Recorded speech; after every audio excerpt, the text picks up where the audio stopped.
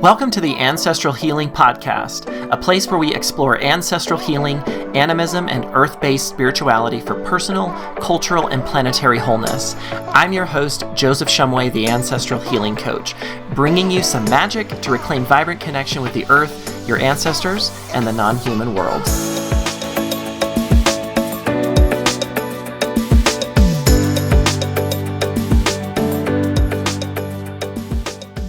Hello, dear friends. Welcome to the Ancestral Healing Podcast. I'm Joseph Shumway, the Ancestral Healing Coach, and this is episode 0. I've been wanting to do this podcast for a little while now, and I just keep holding off on doing this. And I keep thinking like, oh, does the world really need another podcast? I don't know. And yet here I am. My ancestors and all my spirit people are like, do the thing. So I'm here, and this is a little non-traditional episode that I'm planning to do. This is more of a little about me, just for any of you that are interested to know about me. You might not really care, and that's okay. I wanted to just share a little bit about the podcast and what made me feel into bringing it about, and also what's kind of motivating me as far as bringing forward the content that is on my heart and what I feel may be useful in terms of bringing material into the world right now that can be of support for listeners and for their own spiritual growth and their own well-being, wherever you are in your journey. I am a certified ancestral lineage healing practitioner. And I'll talk a lot more about ancestral healing as we get going into the series. But that's my jam as far as what is really moving me to bring forth knowledge and insight about ancestral healing work. However, there's a lot more involved and tied into ancestral healing. My own spiritual journey has led me to a place where I really vibe with deep earth-based spiritual practices.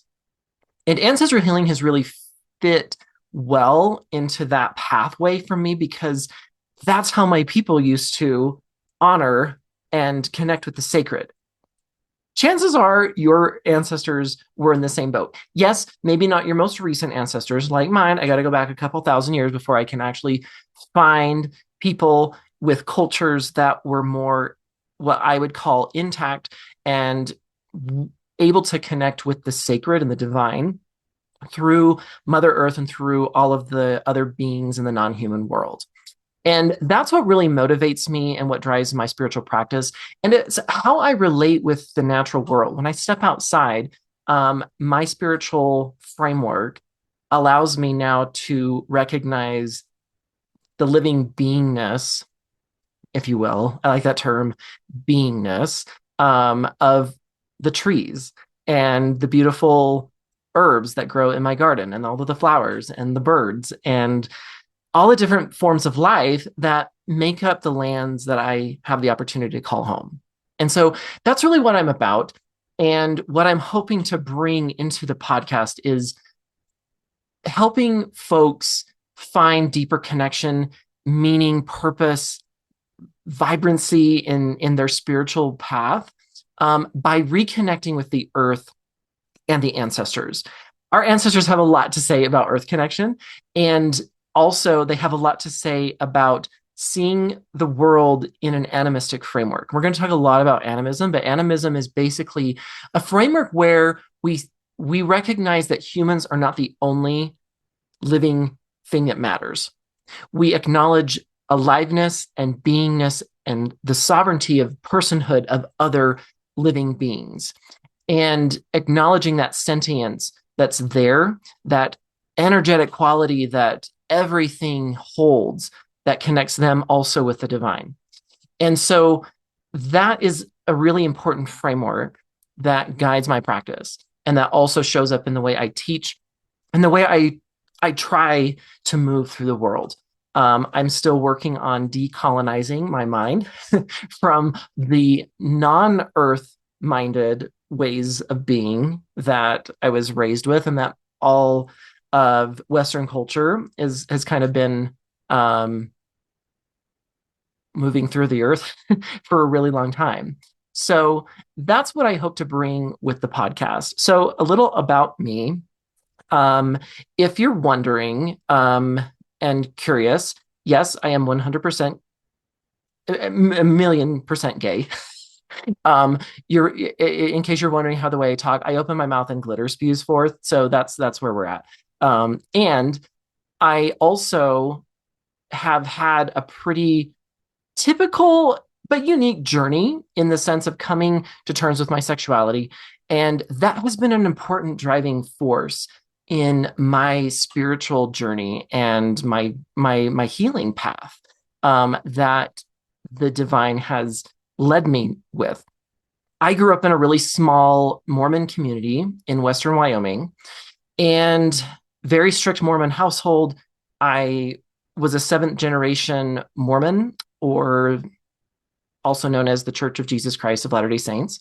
So that was the framework that I was raised with. And I was very extremely devout in that religious context up until I was about 35 years old when I really fell into my dark night of the soul. And at that time, I was married to a woman. I have three beautiful children from that marriage. And I was really trying hard to ignore and suppress my sexuality my entire life. Um, One of the things that was really impactful for me was when I was 12 years old, I overheard my mom talking to a friend. And my parents got involved in kind of an off-brand Mormon version of energy healing when I was a young kid. And it was what it was. There was value there, and there was a lot of like, whoa, also there.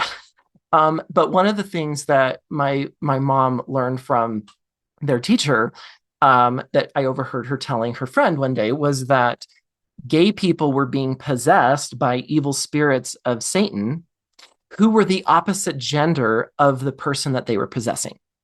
And that their mission was to hijack, if you will, the hormones of these human people and cause them to be gay so that they could thwart God's plan, and that it was a major way Satan was working to destroy God's plan. So I overheard my mom saying this. And in that moment, I fractured, not really knowing that's what was happening at the time, but I became very aware of all of my attractions at that point. And it brought it into this place where I was like, oh shit, I'm being possessed by some chick who's trying to use my body to have sex with men. Like, this is how I was interpreting this. And so I make light of it. I laugh about it in a way. And at the same time, to a 12-year-old boy, that was very traumatizing. And so that's a really important part of the religious trauma that I personally experienced. And that's a really important motivation for my work. I do a lot of work with queer folks who are coming from religious backgrounds that have brought about religious trauma for them. And so that's a lot of the passion that drives my work, is helping people find healing and find confidence and aliveness with their sexuality by being able to heal that trauma in the body that has been caused through harmful institutional ideologies, and then use ancestral healing and earth connection as medicine to help integrate the fullness of our vibrant sexuality. So that's a little bit about kind of where I'm coming from in terms of my own sexuality and experience. Moving back to my little story, when I was 35 years old, I experienced a dark night of the soul where my mental health just fell through the floor. And I could no longer maintain this fake facade that I had worked so incredibly hard to maintain my entire life. Because one of the things that I really did as a young teenager was I really believed that I had to redeem myself. that if I was being possessed by Satan's evil female spirit follower, that I had to do something to exorcise that from me and redeem myself. And so I remember very clearly making this little ritual in my room with my Book of Mormon and and covenanting, if you will, with God, that I would do everything I could to be super righteous if he would please take this away from me. This is not an uncommon situation for queer folks who grew up in strict, harmful religious cultures where they had to pray the gay away. And even though my story had a little bit of a unique twist to it, this is very common.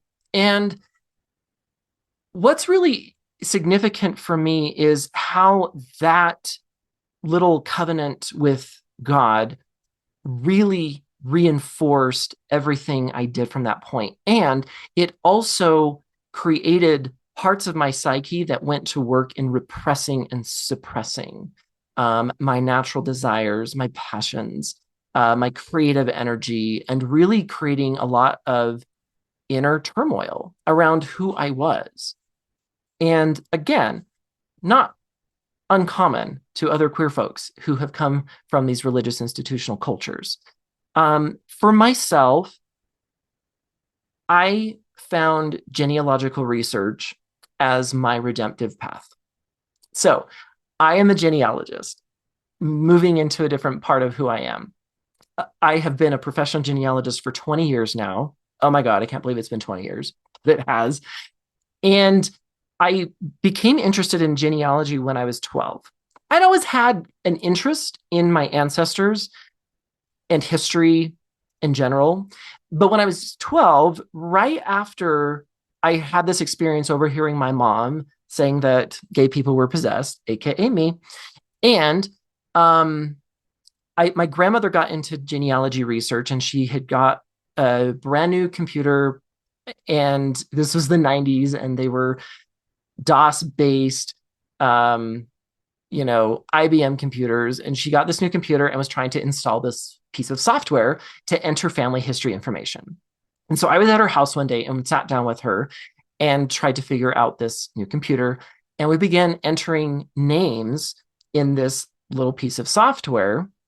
And it's like I knew great grandparent names. I knew aunts and uncles, some great aunts and uncles, knew some of those names, but it was so magical for me to be able to start to see names going into a database and then visually displaying this little family tree. It was really cool to me.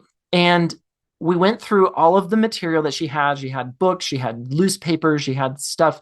And once we ran out of all the names, there was all these gaps in the tree. And I just became excited about, well, what do we do? How do we figure this out? So that's where I found genealogy research. And it became so magical for me to not only engage with the problem solving angle to it, that's what really made it fun for me, but also I started recognizing this intuitive ability to sense into the ancestors' lives. And part of my gift in problem solving was being able to sense what they were doing and thinking that was creating motivations that would then impact how and where they would appear in historical records.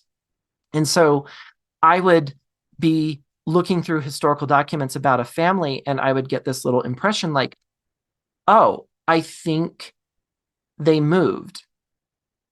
And I think they moved because they were following the wife's brother and his wife, and they were doing this. And I could start to like sense these things that would then like, oh, if that's true, then I should be able to find them over here in these records. And then lo and behold, I would do that. So that was a really exciting thing for me to not only figure out that I'm good at problem solving, but also I'm sensing things from these dead relatives and being able to then incorporate that into my problem solving. Now, one of the things with Mormonism is it also has theological tenets around genealogical research. And Mormons build these really immaculate temples that you may or may not have seen around. And in those temples, they perform their sacred ritual ordinances for dead people. And so they do proxy work. And that was a really important motivation for myself. When I started doing genealogical research, that was all geared towards me doing Mormon temple ordinances for these deceased ancestors. And there's a direct correlation between your own personal worthiness and redemption with how much temple work you do. So here's where redemption comes in. Me, little gay kid, trying to redeem himself for being gay, dove into genealogical research as a means of trying to redeem myself. And so I still do genealogy. I enjoy it. And also there's an aspect of it for me that can be kind of painful sometimes because I still recognize and feel that little gay kid's desperation to ungay himself by doing more and more and more genealogy research. So that's kind of where, when I had my dark night of the soul and my mental health crisis that I mentioned earlier, part of that also brought about a faith crisis. And I began questioning tenets of Mormonism. And I started to sense and really feel in my body that something's wrong here. I had many moments now I can recognize where I would feel that throughout my life and yet could quickly dismiss that because I was taught that that was Satan trying to cause me doubt. Now I recognize, no, that was my deep inner knowing trying to say, hello, this isn't right. You need to leave. This is harmful to you. Well, I finally got to that point, and it's a condensed story, but I did ultimately decide to divorce. I experienced a dark period of suicidality and close suicide attempts. I'll clarify that, where I realized that this was not a healthy situation for me. And with the help of a wonderful, amazing therapist, was able to navigate that life transition of divorcing and leaving the faith that I had grown up with and that I truly had believed was the one and only true way of seeing the world. It's another aspect of Mormonism, is it teaches it's the one and only truth. That other things have little bits of truth, but we're the only real truth and everybody else is off. We'll talk about supremacy a lot in this podcast. So I'm coming to you also with that experience of living from a place of feeling very special and very elite in comparison to all of the other sinful people who are not on board with the truth. So after my faith crisis and recognizing something's wrong with this faith construct, I did ultimately dive into my own research for the first time of exposing myself to counter Mormon positions and recognizing so much of the church's history that had been hid and very whitewashed, very tweaked and twisted to serve a higher narrative and agenda.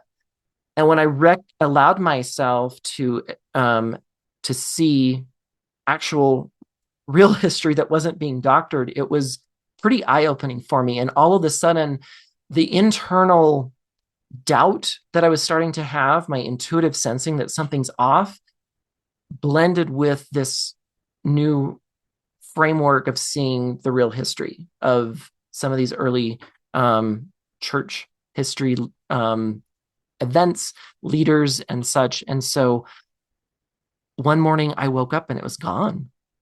And it just left me, and I recognized, like, oh, wow, what happened. It was like I woke up from a hangover in a way, but also it was very scary waking up from this this dream and recognizing like, I don't know, I don't know what's going on spiritually now. Like what do I do? What happens? Like what how do I make sense of all of this? And so I started this new pathway of trying to figure out spirituality because I had real spiritual experiences. I really had, and I knew that. And yet I didn't know how to make sense of it now. And I didn't know how to frame it. And that led me down um, new roads of exploring spirituality. And Buddhism was my first path of exploring a new way of seeing the world. And I still incorporate a lot of Buddhist teachings and framework into my spiritual practice. Um, and it wasn't long after that I was listening to a podcast, and there was a gentleman named Dr. Daniel Four who was talking about ancestral lineage healing. And I was like, what is this? And as he was talking about the practice of ancestral healing work and then his specific modality of ancestral lineage healing, my body just lit up. And I just felt so drawn to what he was talking about. And so I signed up for a class with him, and I ended up going through the class a few times and tending to this work of ancestral healing. And it was so magical for me to begin to relate with the ancestors in a much different way, but then also to be able to acknowledge the real aspects of ancestral connection that I had been experiencing throughout my life, but then also to now be able to interpret it through a much more holistic framework that felt so much more nourishing and complete to me than just this little isolated, narrow framework through the Mormon lens that I had once looked at it through. And so I eventually certified and trained with Dr. Four in as a practitioner in ancestral lineage healing work. And so that's where I'm coming from in regards to the ancestors. And I'm excited to share more as we go through the podcast about um, the real incredible opportunity that ancestral healing can bring to us. And especially if you're someone that's new to spirituality and you're kind of getting this inkling that there's something out there calling you in the distance and you don't know exactly how, and you've been maybe popping in on a podcast or two or reading this article or that article or getting a book like I did on Buddhism, like wherever you're at in your spiritual journey, if you're a little bit new, I found ancestral healing work to be a beautiful way for me to move into spirituality at large and start to uncouple religiosity from spirituality. We're going to talk a lot about that as well, because that's a really important thing that a lot of people don't realize is how much religiosity has tainted our ability to relate with the energetic realm or the spiritual realm. We can use those terms interchangeably, the energetic or the spiritual realm. And a lot of people are just turned off in general to anything spiritual because religion has oftentimes been harmful, and it has oftentimes tainted the way that we see and think of spirituality. And yet we're very spiritual beings. We're very energetic beings. Everything around us is spiritual and is energetic. And it's not woo-woo. It's not this out there thing, but we've been kind of taught that it's either this religious framework or it's bullshit, woo-woo, new age, far out there stuff. I'm here to hopefully bring some new ideas and ways of thinking about spirituality and the unseen realms that might be supportive in you of finding a more nourishing, vibrant spiritual path. So if you're new, welcome. Well, you're new to this podcast, so welcome. But if you're new to spirituality, welcome to the path. And if you are more seasoned in your spiritual path and you're feeling this kind of calling and interest in ancestral connection, welcome to you, because I'm hoping that ancestral healing can be one more added layer for you to find a deeper and more vibrant spiritual connection wherever you are in your journey and your path. And so that's where I am hopefully bringing you the knowledge and experience that I've gained in my own spiritual healing journey, but then also hopefully giving you some insights as to how you can listen into your own ancestral intuition and find ways of deepening your own path. So we're going to talk a lot about that as we go through the podcast. I'm excited to be joining you on this journey. And at any point you feel called to deepen connection with your ancestors or just begin a path of connecting with them, period. If you're very new to this, I invite you at any point to connect with me on my website at ancestralhealing.coach. You can connect with me there. I also have a Substack that I just started, and we'll hopefully post more regularly there, essays, writings, and things that can be supportive in your journey with the ancestors. So I invite you to check that out as well and subscribe if you feel so called to. And let's just go on this journey together and make magic and help find more deepened healing in ourselves, in our ancestral lineages, so that we can show up better in the world as human beings.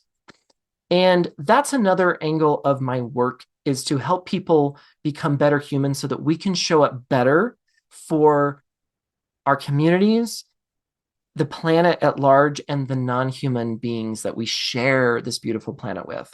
This is all interconnected. It's all important part of the work, because our own healing depends on how well and vibrant all of the other forms of life are.